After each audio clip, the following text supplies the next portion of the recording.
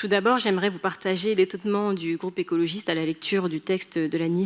la niche Changer Paris, dont certains extraits sont assez librement inspirés de vœux adoptés par le Conseil de Paris à l'initiative de notre groupe. Je veux citer par exemple notre vœu relatif à la gestion événementielle du Champ de Mars adopté à l'occasion de nos débats sur le projet One, où nous demandons déjà la mise en place d'un comité de gestion collégial avec toutes les parties prenantes, les associations, l'ACET et les mairies d'arrondissement, et non l'octroi d'une sorte de droit de veto, comme vous semblez le demander dans le cadre de votre niche. Les maires d'arrondissement n'ont pas cette vocation, mais doivent apprendre à travailler avec la société civile. Je cite également notre vœu sur l'éco-responsabilité des événements organisés dans l'espace public, qui a donné lieu à un vœu de l'exécutif que vous citez dans votre niche. J'en profite pour rappeler qu'un groupe de travail pour muscler cette charte devait être relancé à la suite de notre vœu Total Énergie.